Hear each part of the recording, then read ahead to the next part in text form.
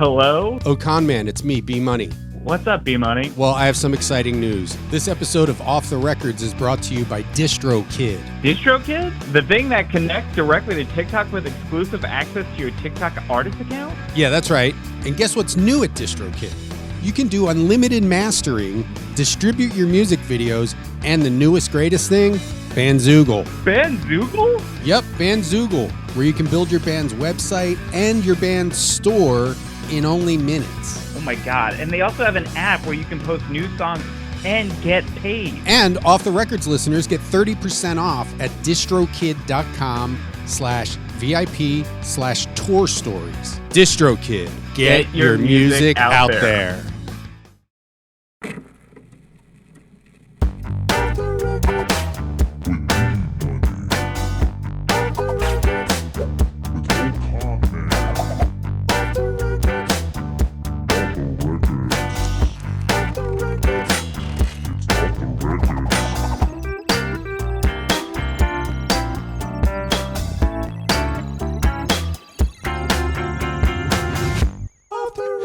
He's a book writer. Yeah, Hemingway, yeah. He didn't just blow his brains out. He also wrote some books. And he also had like fucked up family stuff. You have one of the other Hemingway. Mariel Hemingway? Her sister killed herself. She was like a successful model in the 1980s.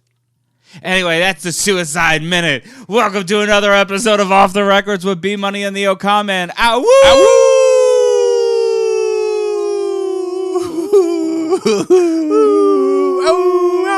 Do I join in? Am I supposed to? You can.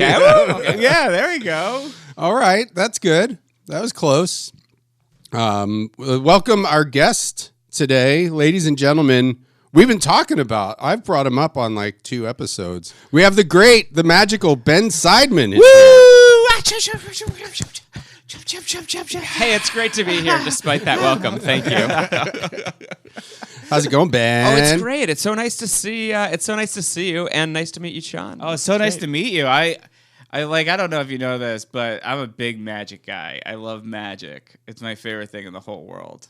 We're gonna get along so well. Yeah, it's really fun. Magic's the best. I love magic as well. Amanda, not so much. She hates it when I put on Fooled Us. Yeah. Well, because she's constantly getting fooled. She's like, oh my God, I'm the dumbest person alive. I think when I was younger, I really wanted to make sure that everyone loved the thing that I love so much. And then I realized, oh yeah, this might not be for everyone. I do think there are people who don't like magic because they have just seen bad magic, though. Yeah. And haven't actually seen, something creative and interesting and good that is also fooling them, but that's not if the drive is only I'm going to fool you, that gets boring pretty quick. Yeah, I mean, I would always say my friends growing up, who I'm no longer friends with, by the way. Ow! Okay. We have a complicated friendship. Ow! But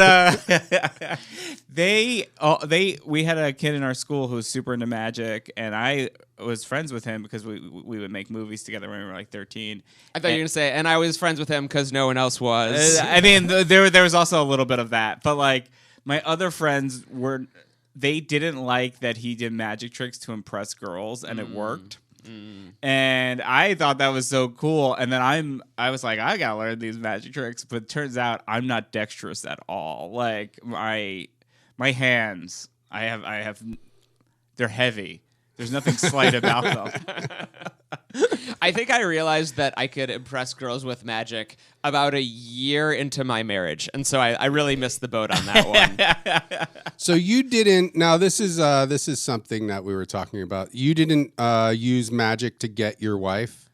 You didn't. There's not like some kind of secret. We recently called a magic shop to find out if there's any books on just how to trick a woman into sleeping with you. I think they wrote it. I think it's called The Game. I think that's not a magic book. I think it's the whole. But the pickup artists dress like magicians. And I think they did. When I found out that group of people was using magic as a part of their thing, it made me so sad. I was so bummed out by it because to me it's like that's not what it's about. It just felt super gross. They were using magic? Oh yeah. His name is Mystery. But I didn't. I guess I didn't really watch the show. I mean, I watched it when it was on, and I was smoking pot in Austin. Oh. But I never saw the show. I was just aware of it But they culturally at the used- time. I didn't read the book, but I watched the show. I was so fascinated by it. Yeah. Because it was just so the opposite of how I lived my life as like a hoodie wearing, notebook writing stand-up comic, and then there is like a magician named Mystery who lives in a mansion. Please don't call him a magician, please. Okay, he's not a magician. Thank you. But he dresses like a combination of Dennis Rodman and Radiohead if they were super gay, and tricks women into sleeping with him. That is kind of a better pitch for him. That like now maybe I'm on board. No, I always hated that stuff, and I hated that they were associated with magic. Like to me, it's like using stand-up comedy where you don't actually care about the art. You don't care about making people laugh. Yeah. All you care about is trying to just like either make a ton of money without any care to like what you're putting into the world. Like that's kind of how I felt about using magic for that stuff. Like, yeah, if you do magic tricks and people dig them, like, yes, you might attract some attention of the people who you're attracted to. But for me, it's just like that was so not on my radar as a thing I wanted to do or the right thing to do, but that's just because I cared about that feeling of amazement so much. It's like a sacred thing for me. Oh, Well- no, that's like I'm a huge magic doc guy. I love magic docs, like the Ricky Jay one. Oh, yeah. And like the Amazing Randy. But then there's that other one where it's like about the junior magic competition in Las Vegas. That like, and there's like a boy from Japan who I never saw that one. Oh, it's incredible. You're gonna cry. It really does make you feel. But like, I don't know what I was trying to say here. But I remember watching that documentary and being like blown away by this young Japanese guy who like comes to America, and then there's this guy Bill from Chicago who he's like more into the just tricking people, and like he's like, this is gonna get people to give me attention. He's like kind of like a overweight guy, and he builds this whole like iPhone bit that's like, he's like, this is gonna be a showstopper, and he does it, and it's like pretty good. And then this Japanese kid comes out, and it is astounding. It is the greatest performance ever. He basically is like that word what is it? Prestidigitation is Yeah. that what Yeah, he's doing that with like flowers and stuff, and they're coming out of everywhere. I've seen this kid. He He's like amazing. throws like a million cards out of his hands sometimes. That's or- probably Shin Lim. Oh, I don't know. That's probably any number of people. There's so that's a genre called is a manipulation, Yeah. and prestidigitation just means sleight of hand, right? And Yeah. so manip is that style, and that style got very big and popular in Japan, in Korea. There's a lot of Asian kids who are just scorching the earth, doing incredible stuff that has never been done before. It's amazing to watch. So it actually could be a lot of different people you're describing. I cannot recommend this documentary enough. What's it called? I haven't seen it either. Let me. Here, you guys talk amongst yourself. I'm gonna find. Hey, it's great to be back on the podcast to plug magic documentaries yeah. that I'm not in or involved in. Well, you're involved. I was involved in a video that you made for. What was that for? yeah. That was Yeah. So there's like a whole secret magician, underground Cabal. black market. Well, but you guys like teach like you. There is a thing where you invent tricks and then you can kind of like license them to people or whatever. Or? Totally. So there's this very rich history in magic of people inventing tricks, routining ideas, creating moves, and then publishing them so that other magicians can learn these techniques and these ideas and learn to perform these tricks. And so there's actually more books written on magic than any other performance art or hobby, to my knowledge. But Like, they're it's not a like lot. they're not out there for everybody. though. What's funny is that, look, they are. You just Right. need to know where to look for them. Okay. Right? And most people who want to know how a magic trick works just to satisfy their curiosity, they're not going to go and sit through a 200-page book with a bunch of technical language in it. But yeah, we write books for each other, and you appeared on a video of me demonstrating a trick that is my first book. It's and the trick is amazing. I've seen a different version of the trick when I saw you at the Magic Castle with your friend. What was the mentalist guy's name again? So that's my buddy David Gerard. David Shout out. Gerard. Yeah. Yeah. He was Amazing. Incredible amazing. human, incredible mentalist. That kind of stuff is. I just don't know how. I know there's some kind of trick involved, but he's just one of those guys where he's like, your mom's name's Julie, right? And you're like, yeah. How the? And he's just like, you got $20 in your pocket. You're from an extended Irish family in Northeast Philadelphia. Like, you could take random guesses. No, I mean this guy. It makes perfect sense. That was one of the. My name's Sean Patrick O'Connor. It's obvious my little brother's name is Kevin. That was one of the best times I've had at the Magic House. That was honestly the best show I've seen at the Magic Castle. I've never been to the Thanks, Magic man. Castle, and it destroys me. It's all I want to do is go. And my wife is like, I'm gonna get it. She like 3 years in a row. She's like, I'm gonna email some magicians that it never happened. Sean, this is easy. I got you. That's the only reason he wanted to. And the mics go off. Yeah. Okay, that's it. Yeah. Mission accomplished. This all fades away. Yeah. Trapped. Brendan, thank you, by the way. That is so. David Gerard's one of my best friends, incredible mentalist. Well, and we perform together occasionally. We just did that show at Comedy and Magic Club in Hermosa Beach recently. really? Yeah, we hadn't done it in a while, and because normally he's doing his own thing, I'm doing my own shows. Ooh, I bombed so hard at the Comedy Magic Club. The one time I did it, I had to follow Darren Carter, the party star. Oh yeah. He crushed so hard, and I couldn't do it. And That then, must have made you feel real good. it made me feel like maybe I shouldn't do comedy anymore. Did I? Sean, you should have brought a flashlight and aimed it at the audience. Does he do that? But I found the documentary. It's Make Believe. It's called Make Believe. It's really amazing. And the Japanese magician is named Hiroki Hara. You know him? I don't. No. I don't. I've heard of him. I know his name, and I think because of this doc, although I haven't seen it. Yeah, it was him, Kristen Lambert. Oh, I know Kristen. She was good.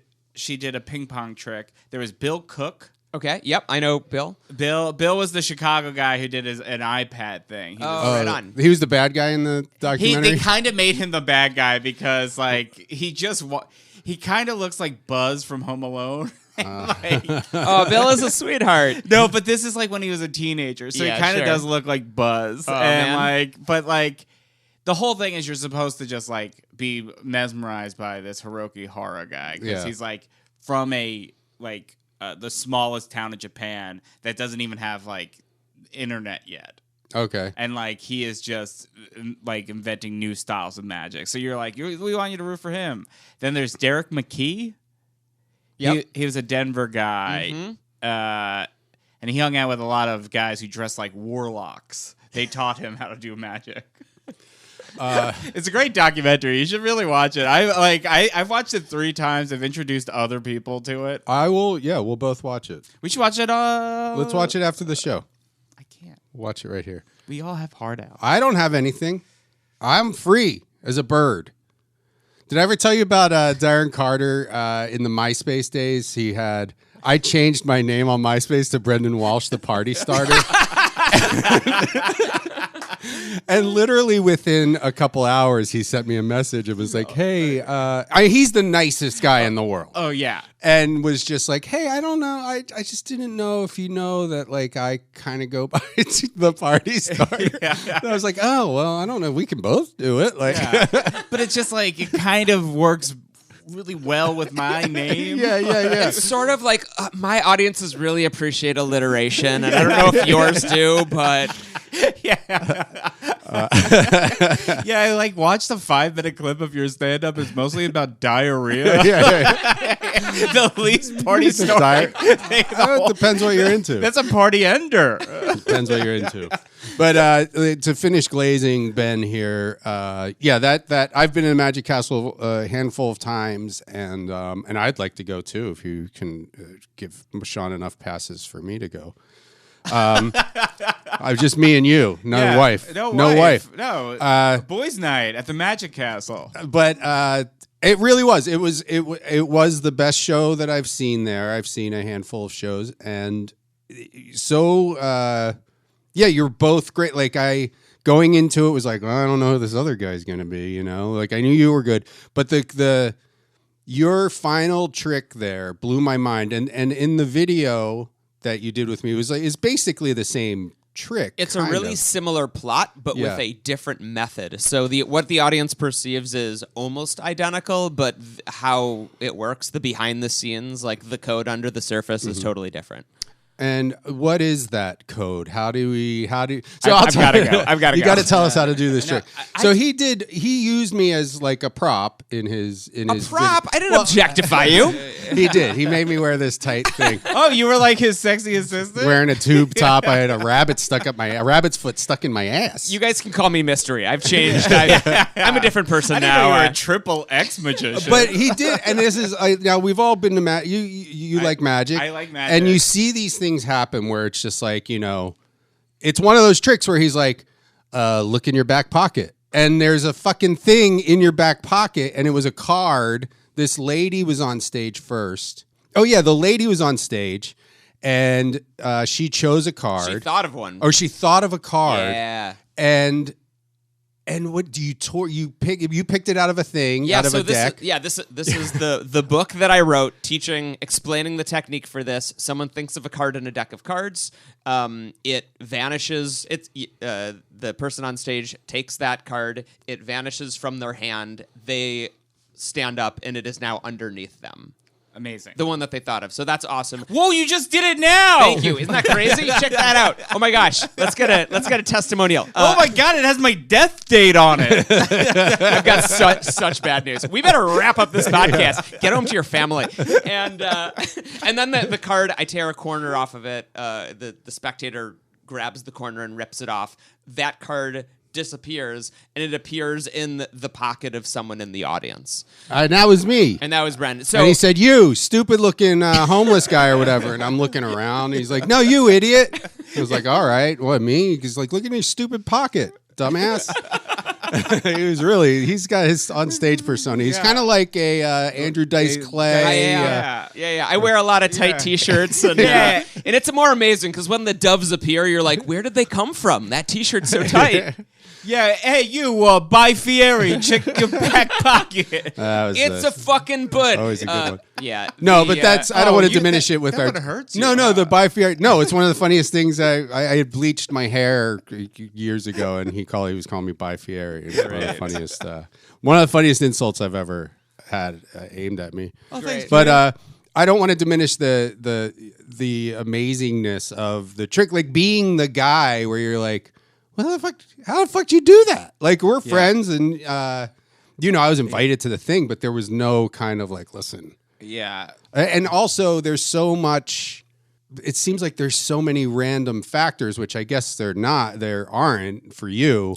But like, just to have some lady think of a card and then have it like. The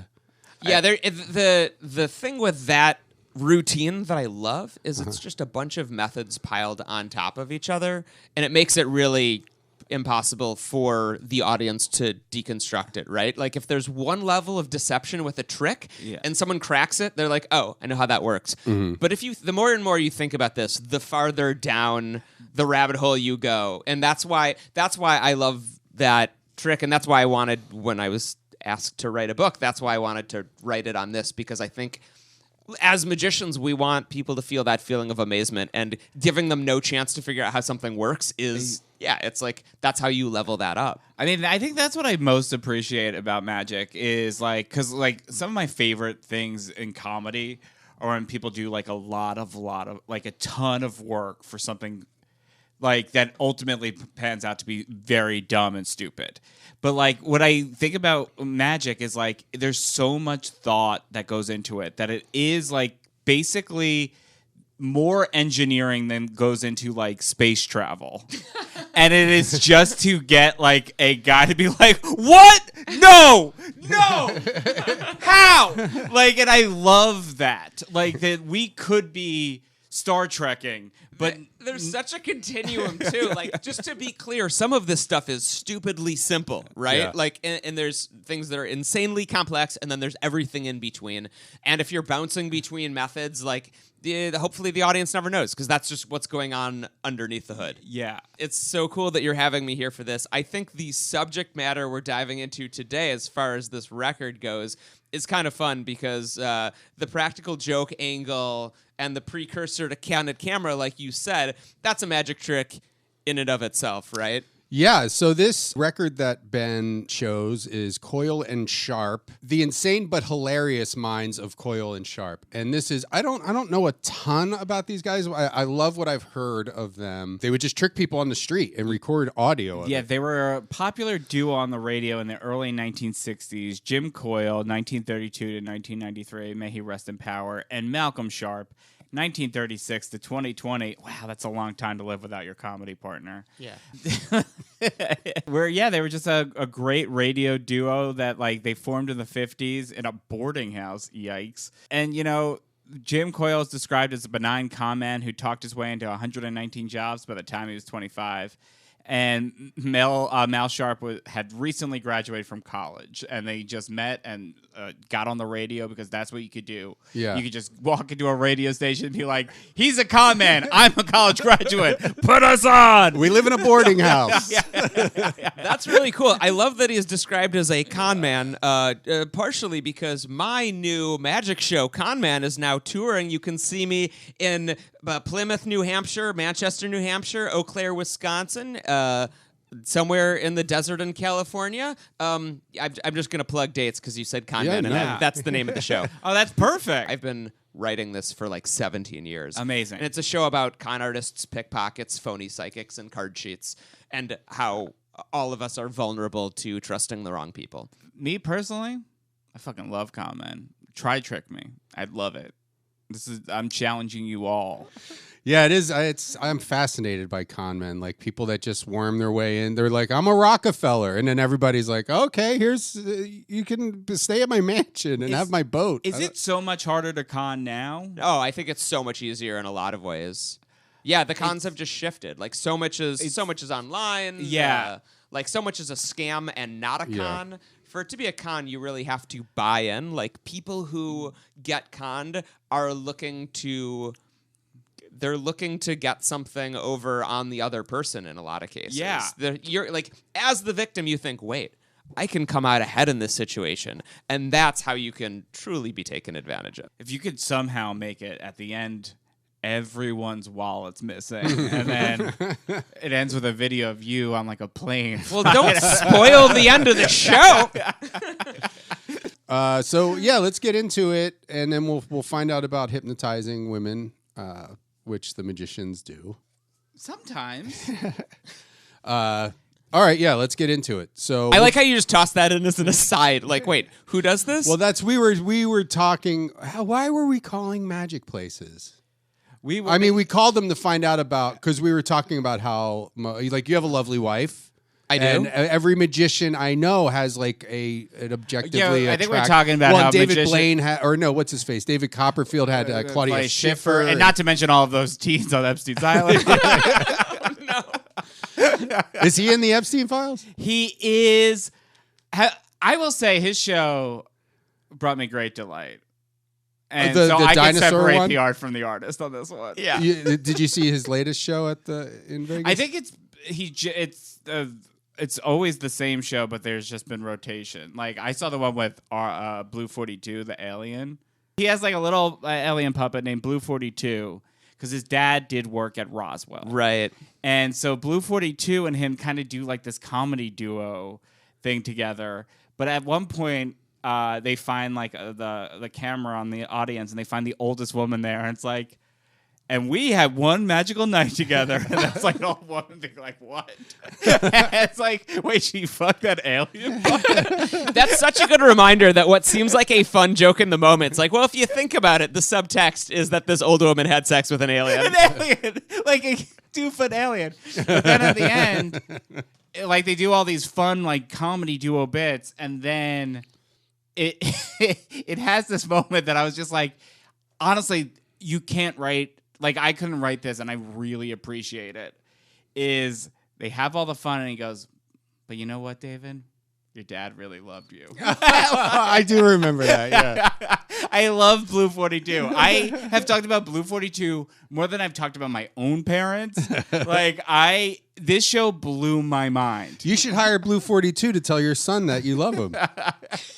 I don't know David. I've met him before. I don't I can't say that I know him. We've met, we've chatted briefly, but his Ooh, sounds like main- someone's got beef with Mr. Copperfield. No, not at all. I'm saying I actually don't know him, but his executive producer and main creative consultant is an old friend who I knew from Vegas. So I will tell him that you dug it because I think he was creatively very involved in the creation of that. What a show! I saw that. I've seen that one. I've seen and Chris Angel. Oh, I saw Chris Angel. Yeah, There's a big bummer. I don't know when you saw him, but there was a real bummer. Childhood cancer. Childhood cancer right in the middle of the show. It's like, I want to watch you eat glass or something. What are you doing? Here's the thing. I think you need that. You Yeah. need to like recalibrate to then. Boy, that's sad. Nothing makes me sadder than that kind of shit. Nothing that makes me sadder than talking about my old boss on a podcast.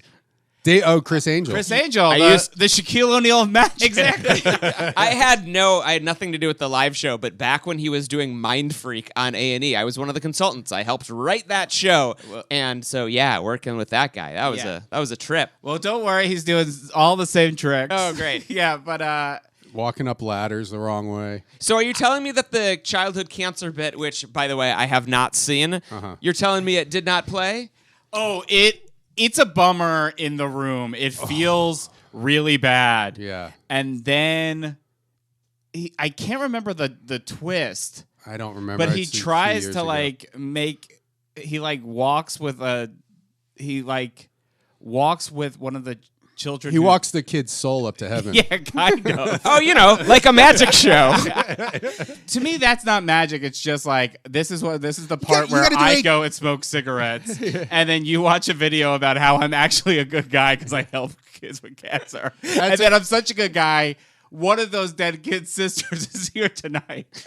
I don't remember the sister part, but I was just trying not to cry in front of my friends that I was with. We're all having like a big rowdy time, and then it's like, wait, what? There's a little kid in a Batman costume. I was drinking a comically big margarita, just being like, "This is the best. Yeah. I can't wait till he levitates. That will be when I levitate." Yeah, you are a consultant. You've done those movies. Yeah, What's it I didn't do the earlier ones, but I did work on the newer film. The Now You See Me, Now You Don't. No way. Yeah, I got I helped design some of the I helped design the magic tricks in the movie with a small crew of friends, and also my main job was to teach to the actors. So I was like mentoring them in how to use the techniques, because with the third movie they really wanted as much practical magic in it as possible. Okay. Is Jesse Eisenberg the best at it? The nicest guy in the freaking world. That guy is amazing. Let's get him on the phone. You have yeah. his number. I do. He actually Give him a does horn. seem like No, I don't. I have his email. I don't know that Jesse really texts much, but we email occasionally. He's incredible. He's like the greatest, so talented. Everyone in that movie, by the way, all of the I do not have enough good things to say about all of them. Some of the sweetest, greatest, kindest, most hardworking people I've ever met. I am a huge fan of the Now You See Me franchise. And I do wonder if you and a group of magicians got together, which I assume happens quite often, could you rob a bank? So this album that we're going to talk about today, it's Coyle and Sharpe, yeah? Yeah, So this- we, Yeah, the Group insane. of magicians could rob a bank easy. I mean, it doesn't. I guess robbing banks this day and age is, but you know. I mean, could we rob a bank? Yes. Do we get guns? Oh, you mean like with magic? Yeah, no guns. It Oh, has no to be guns, okay. purely magic, and the money has to rain down at your Las Vegas show onto the crowd. When people ask like, "Oh, can you cheat at cards? Could you win in a casino, or can you rob a bank or steal someone's wallet from someone?" The answer is always like theoretically yes, but the risk reward ratio is Yeah. not there for me. Like, could I steal something from someone on the street? Yeah, totally. But I mean, also a lot of people could without any pickpocketing skill. Totally. Your morals stop you from doing it. Yeah, so yeah, it's yeah. like, I don't know, I'm not going to plan a heist. Well, that's what I miss though. I think like we used to be a better world in like the 50s and 1960s, like when we would hire like actual pickpockets to like teach actors how to pickpocket. And I want to just go back to that. Yeah. Like that's awesome. Like this guy who's like a dangerous criminal is just making bank. Well, now you being have like- the moral Yeah. pickpocket. Like Ben Yeah, can thank do you, anything. Bresson. Like for the job to go straight. Meanwhile, he's like, 1, 2.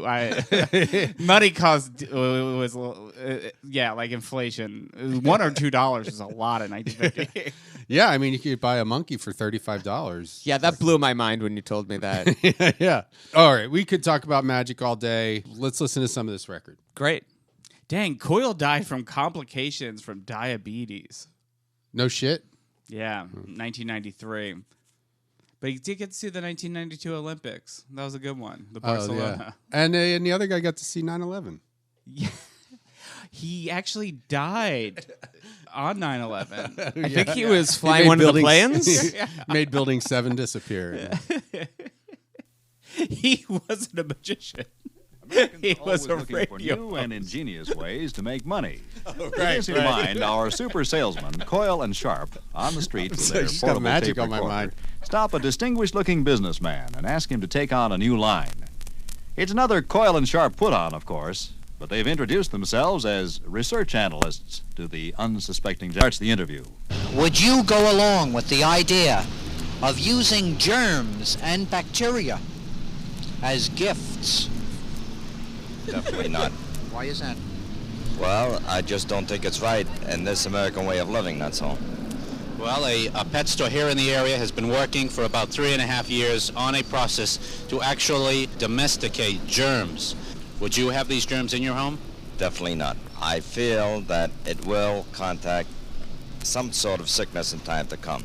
Would you be willing to take a small packet of germs with yourself today for a brief period, just for a 5-day period, and see whether you can regard the germs as pets? No, I wouldn't. I think everybody has a certain amount of germs on them at all times. Right. And wouldn't it be safer if you knew, wouldn't you feel more comfortable if you knew they were domesticated germs? Right. I don't know. I can't answer that because I don't know. Would you take just one packet at this time, and let us explain. The packet consists of a parle-male of germs. A parle-male, in scientific terminology, means a limited amount of germs. A larger colony of germs would involve millions. We're asking you to take just a parle-male, which is 600,000, for a 5-day period. Then we want to ask you whether you've been happy with the germs. Well, first of all, I don't have the time. I'm a very busy man, and I do a lot of traveling. It's number one. I'm up here on a visit right now. And secondly, if I did anything like this, it would have to be under my doctor's care.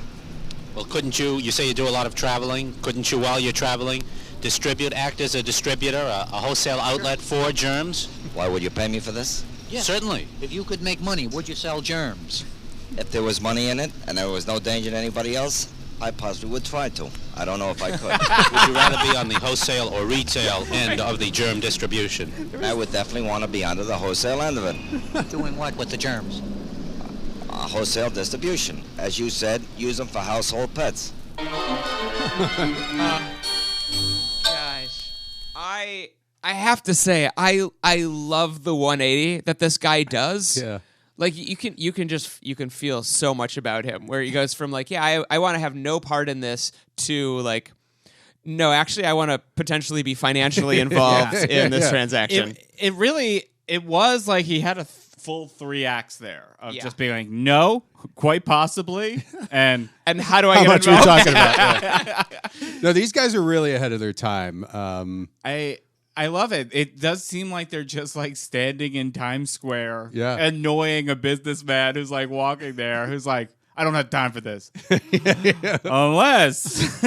Yeah, this sounds like it could be like the precursor to now so much of what we think of what we see on the internet, right? Yeah. Before Candid Camera, before the Daily Show hosts were, the correspondents were going out interviewing people and making them look dumb. Like it's really interesting to hear what this might have started as. Selling germs wholesale is just such. It's a great idea, and also there's something that I want to touch on here, which is this works because of the earnesty. You're 100% right. Everyone's playing it real. They sound more serious than the guy they're talking to.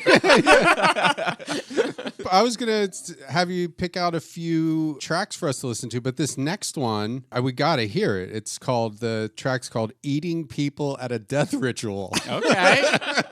After telling the gentleman from Britain about a ritual in which people struggle with wild animals, they invite him to spend his American vacation in ritual combat. The English visitor, confronted with Coyle and Sharpe's straight faces and glib speech, takes them seriously. Listen now as Coyle and Sharpe invite the Briton to an underground death ritual. We'd like a person from a foreign land to see this and give us an objective reaction. Would you come with us at this time to the auditorium? You won't obligate yourself for more than an... Is this just a look? That's right. That's right. Sure, Just yeah. a look. Bear in mind, animals of all sorts will be coming at you. Huge birds, eagles, condors, reptiles, baboons, hyenas, this sort of thing. I don't know whether my insurance policy covers such acts where I put myself in danger, such as this might be. There's a moat surrounding the floor of the auditorium. It's filled with fish of all variety, including sharks. You will be in this moat with the sharks, but you will have some sort of band around your arm which signifies that you're a non-combatant, a merely an anti-humanist spectator. I don't know, it is quite horrific. I'm amazed at all this. Just swimming in the water and sort of blood, the water tainted with blood, and when does one stop? I mean, say you've killed one animal, are you regarded as a hero, then you hauled out, or do you carry on killing as many as you can, so losing arms and legs left, right, and centre? I don't know. What about killing animals? What about the individuals who manage to, or if a group of individuals manage to trap one animal and start strangling it? Well, I think you're trying to make me sick, actually. I feel sick now. Why are you feeling sick? Well, I'm just abhorred by the whole idea. You what? Abhorred. You really have taken a stand against this. We just want to put you in one ritual combat. Snake, one leopard, and piranha fish swimming around. I would be subjecting my life. You would. I am young, and I've just qualified at home as a lawyer, and I've come here for a few months' holiday to enjoy myself. And if something happened to me now, my whole life would be ruined, and I don't know. Really? In what Yeah, sense? seriously, I can't see what. If you wish yourself to be maimed, you can do it another way. Get a chopper and chop one finger off at a time, or something like that. Have you ever killed a rabbit? I have killed a rabbit, yes. Have you enjoyed it? I know. I feel absolutely horrible. Killed a turtle, A turtle? No, I an haven't. ant, some Presumably, insect. I've killed. You kill flies and things like that, Size, surely. right. Size excuses you morally. But when it comes to killing zebras, You say a size. I'm afraid of something. I'd kill only small things because they can't do it to me. No, I should. Have you ever killed a person? Of course, I've never killed. But you would enjoy killing a person. Oh, don't talk absolute rubbish. Honestly. We have bylaws in our organization which allow us to kill other members. people that you've spoken to 15 or 20 minutes earlier. I've what's never wrong? had such rot in my life. What do you want to kill people for? What do you achieve? No, you would want to kill a person. I wouldn't. No. You just said that you could come to one of the rituals and slay some animals and maybe Why take away a person's life from them? Isn't there a certain amount of enjoyment? No, absolutely none In a whatsoever. ritual environment? No. Why don't you? While you're killing the animal, a bird coming down on you. Oh. Snakes around your leg, lizards. Struggle, excitement, challenge. You're trying to impress me now, and you're trying to frighten me. That's what you're doing. Yes, you courage in you. We're trying to you're not. let you say, No. I can handle those animals. No. I can handle the people with spears. I can do that. After people and animals are slain, right there, we have huge bonfires. We roast the meat, the carcasses. Oftentimes it's the members, sometimes it's the animals and the fish, and then we consume them. And you could eat this also. There's an intellectual basis to all of this. I don't see that's very exciting. Eating the fish. It just sounds. What about the people? What about your fellow members? Intellectual basis. Well, what is the point? I mean, what pleasure do you get in eating a person, really? What do you get from it? Isn't your say, attitude? Isn't your attitude? You say what? You say, oh, lovely, or something, or If it's somebody you know. I am eating a human being, someone else's body. How marvelous I must be! Surely, you're sort of extroverts, aren't you? You're just trying to show people, or try to show people. You're better. You And how do we suffer. do You it? suffer How do from we show them? you are suffering from an inferiority complex, we eat aren't you? people You're and trying animals? To, yeah, you're trying. Sure, we get frenzied once the ritual starts, and we attack each other, and we attack animals. Then you see, you're not. It's not you. You're not responsible for what you're doing. You've got some false courage, some courage that's built up inside you in the frenzy of it. You can't control yourself. Have you ever eaten chicken? Yes. Then what is the difference between eating chicken and, let's say, eating a giraffe? None, right? And taking one step further, No, I have a person. You have killed answered my question. Just let me answer the question first. They won't let it drop. A chicken is a domesticated animal. I would say, if I was taken to an extreme, I would eat a camel. If I was very hungry, eat a camel or a giraffe. Would you, if we killed a person now, and consumed the person in front of you, not in a ritual environment? would you then join us? I wouldn't let you. The audacity. I would stop. I would attempt to stop you from killing someone. For ritual purposes? A killing is a killing, isn't it? Someone is dying, and you have got malice of forethought. If you provide you've got malice of forethought and you kill someone, you deserve to go to the electric chair. Let's do it right now. I should run like hell. I'd be an accessory before the fact to murder. You realise that, don't you? What do you think of the members of our group? I mean, as a group of honest citizens in our country. Are you two members? Yes, we are. What's wrong? I'm not coming down there now. No, you agreed. No, you agreed earlier to come. I know, but now I'm afraid I didn't trust you anymore. Why? Because... In what sense? Well, feel free to say anything. You must be mental. I should have thought you needed some sort of medical attention. Could we explain one thing? Yes. There are no animals. No. What are you saying now? No people struggling with animals. No. This is all in humor. Did you have that picture? They were hang I thought you gliding. must be completely dotty. I nearly felt like running away just then.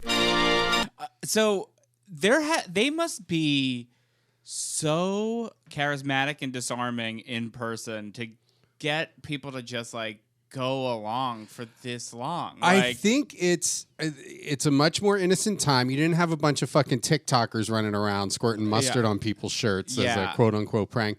They're grown men. They're well spoken, and it's kind of like, you know, making prank phone calls too. Like people then are just kind of like, oh, these two well-dressed, well-spoken men are stopping me. They want to talk to me about something. They have microphones. Yeah, they have something that I assume costs, I don't know, $750. the most money anything could cost.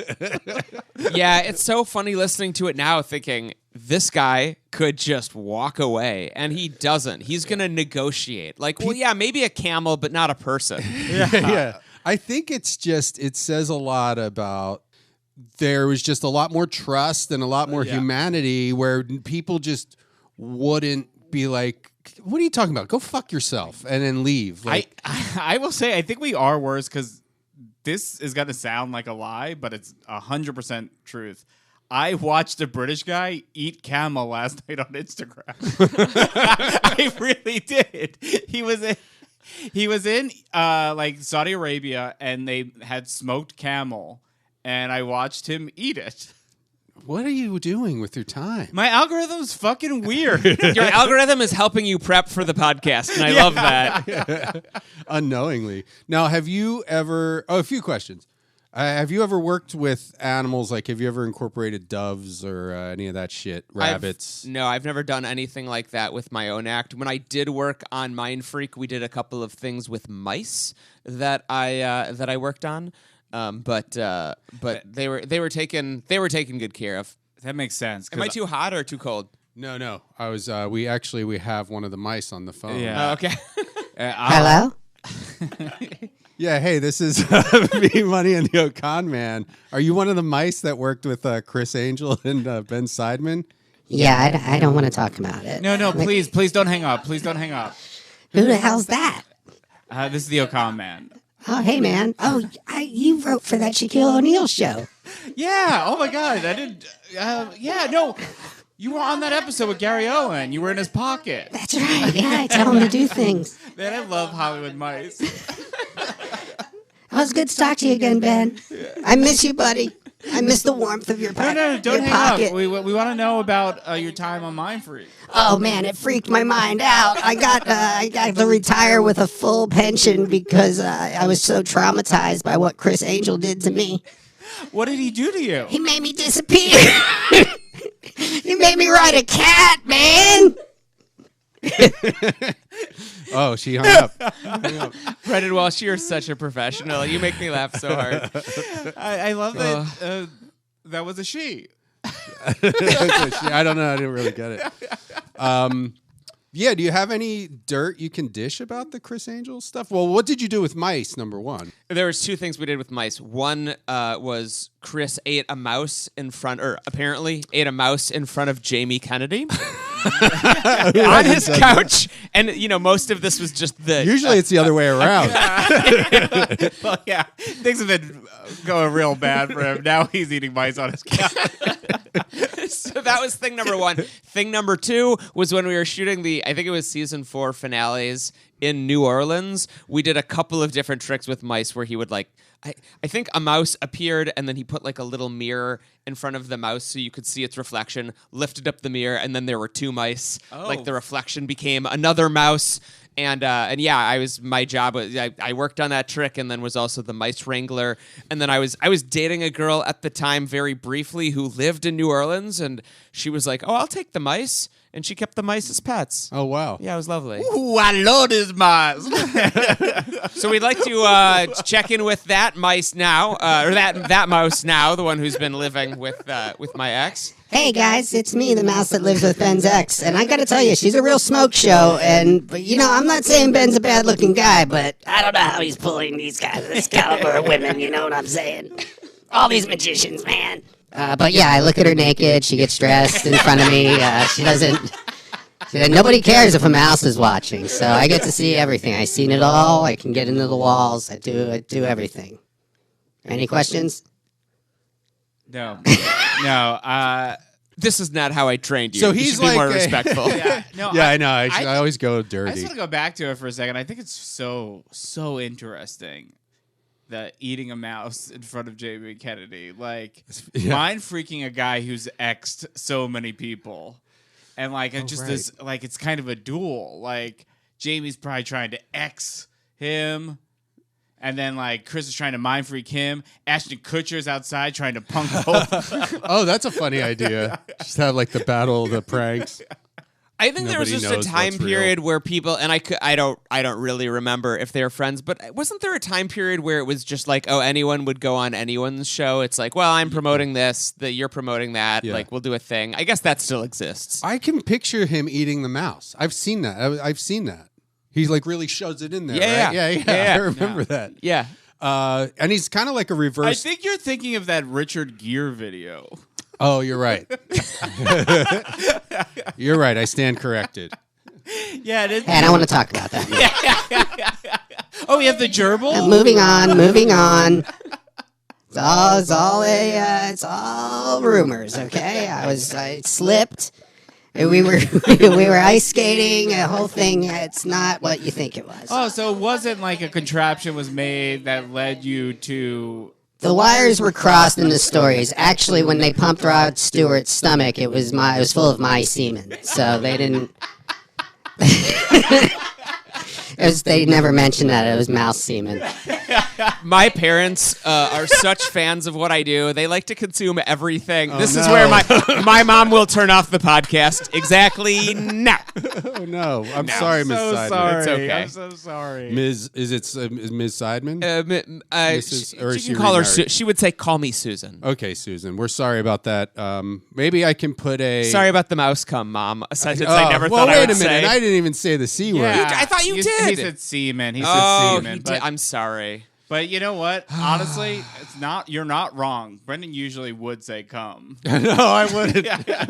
Honestly, this is usually a PG TV PG clean show. Yeah, right. And you've really brought something out of us. With Well, the episodes that he listened to, the moment you said Chris Angel deep-throated a mouse in front of Jamie Kennedy. Is there any dirt that you can dish on the production of Mind Freak or?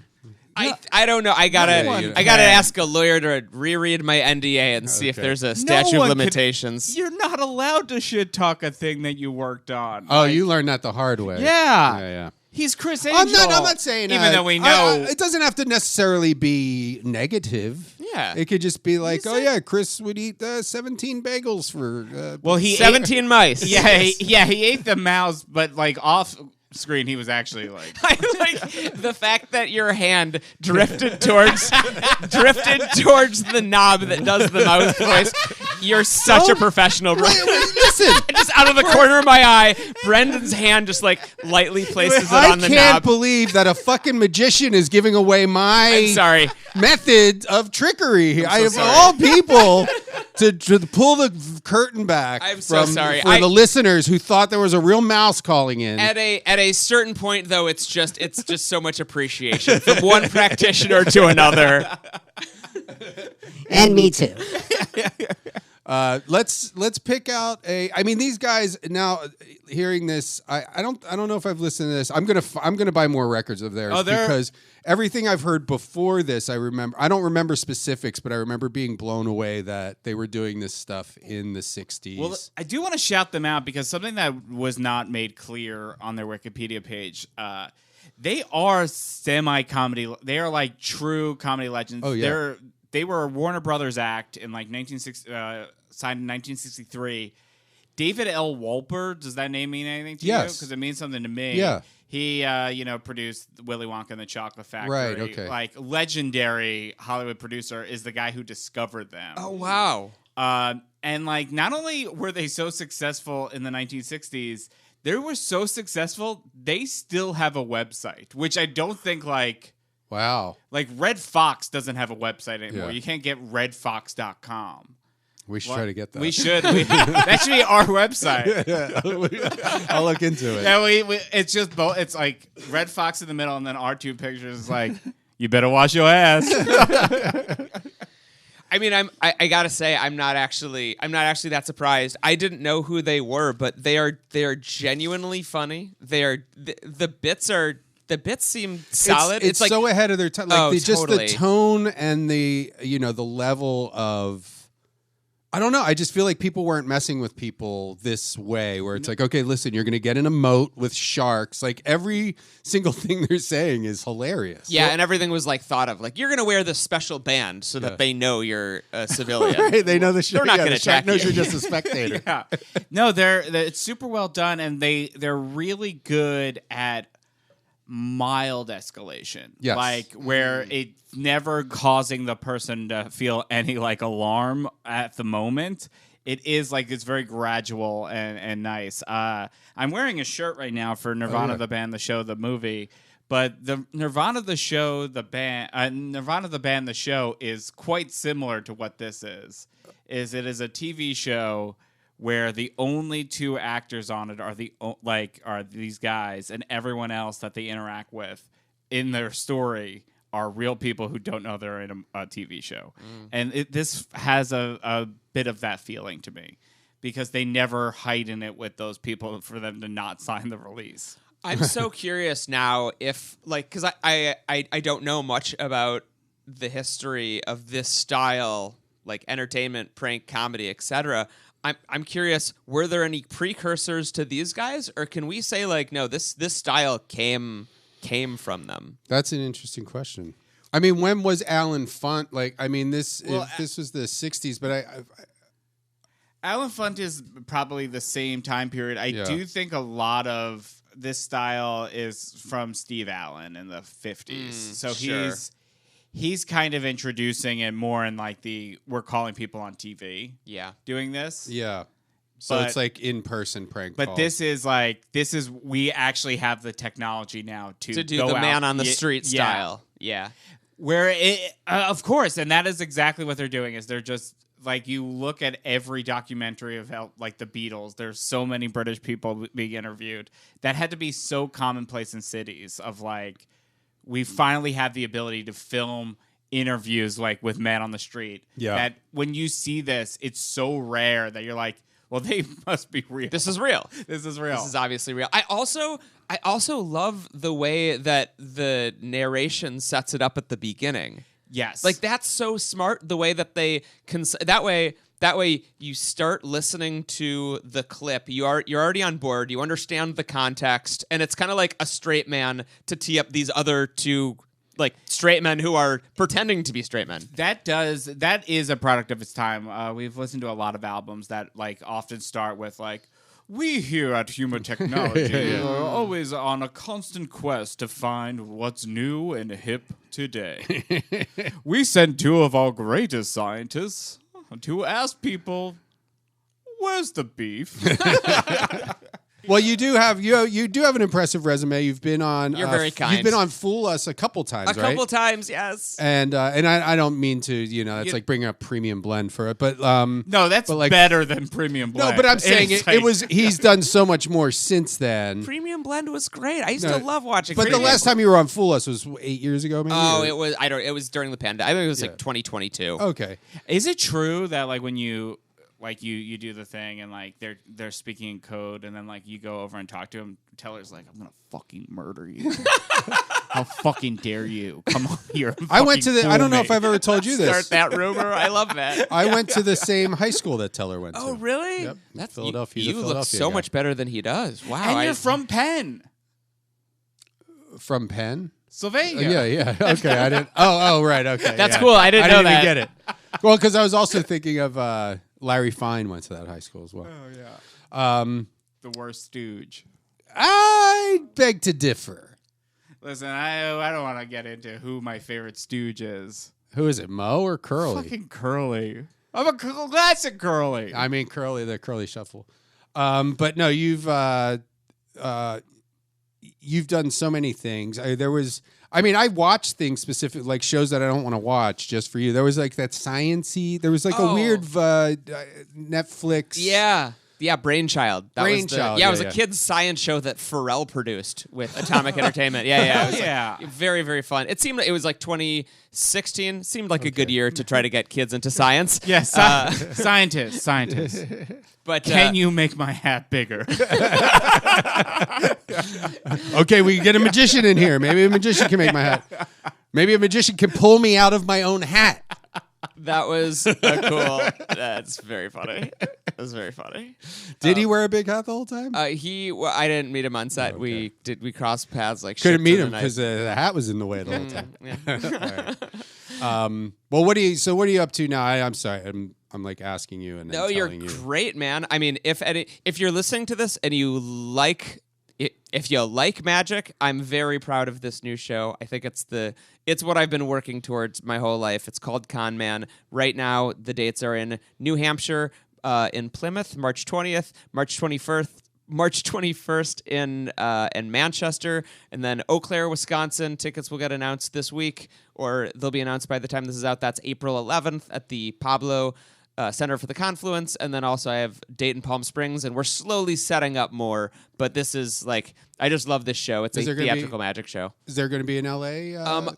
Yes, I would love to do. I want to do a residency in LA, so my goal is to hold off on doing shows here until I have the momentum to do a longer thing. Would you be? I mean, this. Would you like? Would you consider, or do you ever see in your future like a Las Vegas residency? And is that something that's appealing to you? Doing like living in a gilded cage of like you have like 2 weeks off a year, and besides that you're doing 11 shows a week, 7 nights a week. Not at all. No, okay. No, there was a time when I was younger where that sounded amazing. And when I lived in Vegas, I was like, oh, that would be so cool someday. And I'm in a very different space. Like I would love to do the show. The Con Man show could never play in Vegas. It's not right. It's more of it's more theatrical, right? It's not like there's no showgirls in it. It's not that vibe. Are there show mice in it? There are so many show mice, and little actually, tiny bikinis. Yeah, actually, one of those mice that appears in it is here with us in the studio. Listen, man, like, please put me in your show. I can do stuff. I got sleight of hand. My hands are very slight. Hey, get off the phone and get back in Chris Angel's mouth. No. You may know him as Chris Angel, but I think he's a Chris Devil. Hang up the phone. I'm excited to see the new show. I can't wait to see it. Do all magic tours have to start in New Hampshire? Are there others? No, I thought it was interesting that was the first place you're going to, was New Hampshire. Manchester, New Hampshire is where Adam Sandler's from, where Sarah Silverman's from, and Seth Meyers. Oh, wow. Yeah.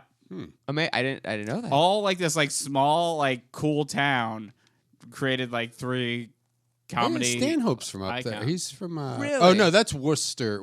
There's a bunch of people from That's Worcester, Massachusetts. Yeah. But I weirdly, the very first iteration of the show, the preview shows when it had a different name, I started in upstate New York, and then at this cool theater called the Rex Theater in Manchester. They're just like the first people who were like, yeah, this sounds cool. Let's do it. Amazing. I love it. Where does I assume you have a website with your dates or something?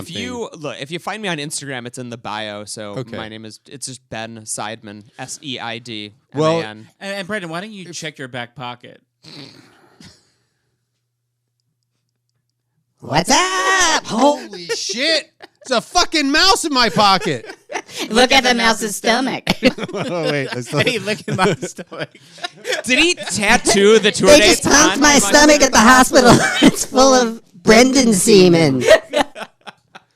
I'm gonna have to edit so I was going to much. say his website was on it. That's so crazy that you would. Well, this is if you want to see some real good magic, go to Ben. All the links are in the description. And watch anything you can. What are some? Where can people see? I know you had those like Variety magazine. Oh yeah, the Vanity clips Fair and- things. Those or are Vanity Fair.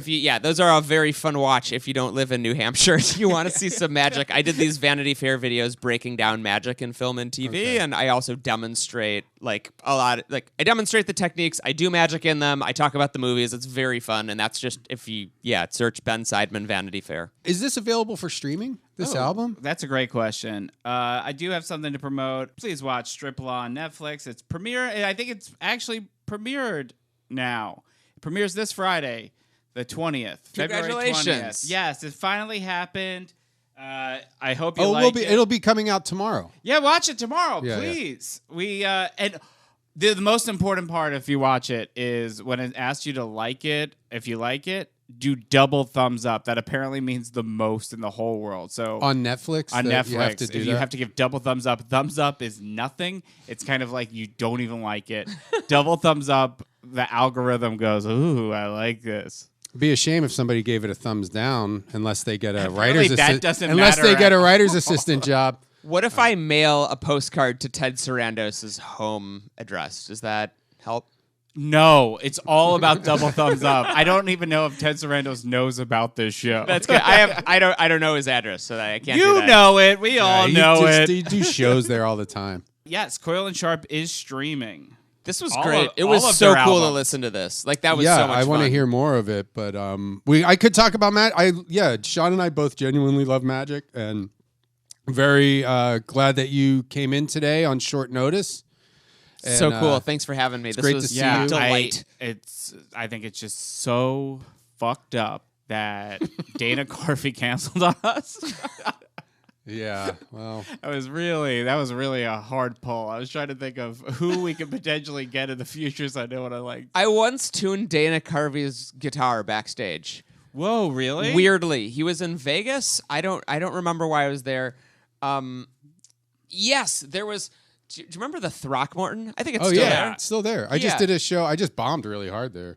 It's a room that's either hot or not hot, right? It seems. It was the first show I had done in a while. There was whatever. I'm not going to make Yeah. excuses. Every it's room usually is not when Brendan's on stage. Well, actually, you know what? I didn't bomb that hard because I listened to the recording and was like, oh, it's not as bad as I thought it was. You always think you bomb, and then it's like, actually, it was pretty good. When It I was listened. fine. Yeah. Who used to book the Throckmorton Oh, shows? Mark Pitta. Yes, Mark Pitta, and I think Mark maybe invited me and a friend to see Dana when he was in Vegas, and that's how I ended up somehow backstage. And I remember I was so excited, and I told the buddy, because this was so cool. I grew up on Dana Carvey Yeah. to one degree or another, and I was like, I tuned Dana Carvey's guitar backstage. And he was like, that's a euphemism. I was like, oh, so crushed. So crushed. That's right. The Throckmorton, that backstage was. Did you ever perform there on your way to San Francisco? Oh, dude, that's where Robin Williams would hang out. Mort Saul. Saul. Shelley Berman was headlining the show Oh that my I God, did. we listened to Shelley So Berman cool. recently. Oh, I love Amazing. that guy. So great. I got to go. Talk about. That was the beautiful thing about living in Vegas as like early 20s is I got to meet, like I got to go to dinner with Shelley and his wife. Incredible. Like just because legends would come through. Like Shelley Berman played the improv at the age of 92 Yeah. maybe. Wow. And his wife was so cool and sweet and God. She was 19. She was. It was. Yeah. It was. pretty creepy. Listen, But legends got to eat, whether it's at dinner or. oh no. Well, I have to remind both of you guys you have a heart out.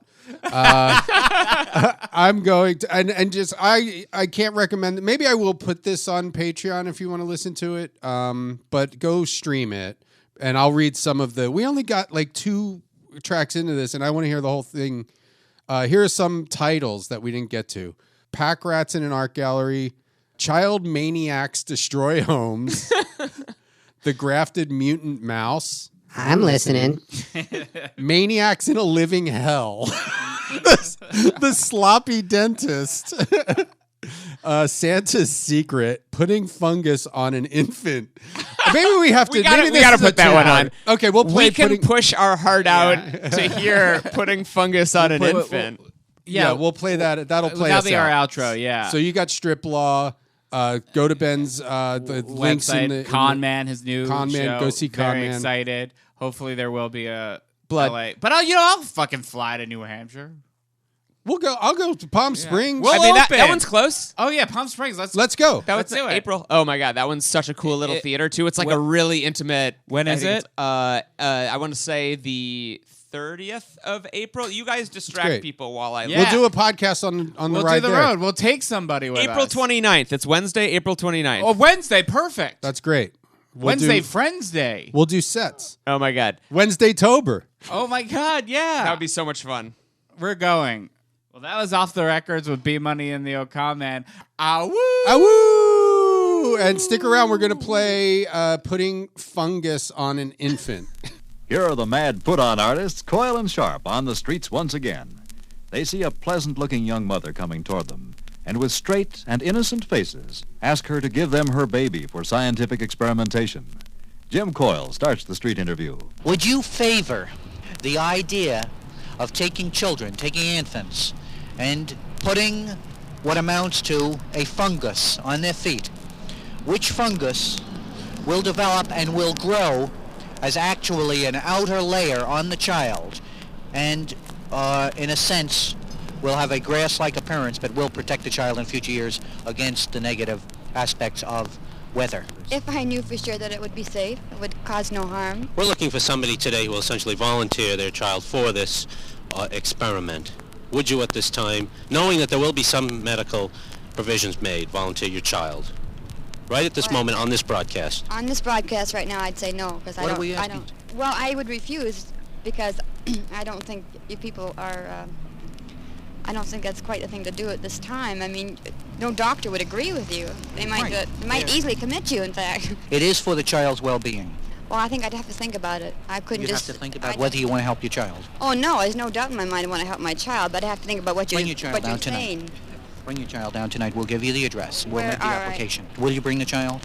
I will. And will you allow us to apply the fungus? No, I won't say that. I'll bring him. Can we give you the address and You everything? can give me the address. It's yeah. in a food market. It's in the rear. Food market. It's not in the market itself. It's in the rear of the market in a section. What is the name of this market?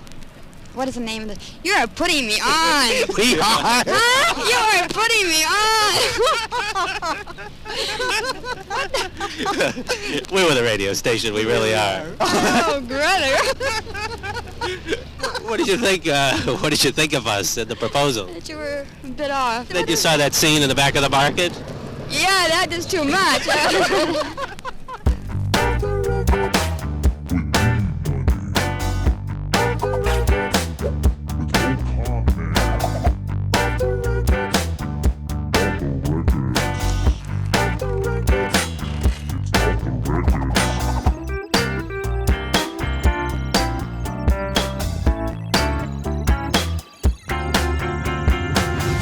Off the records.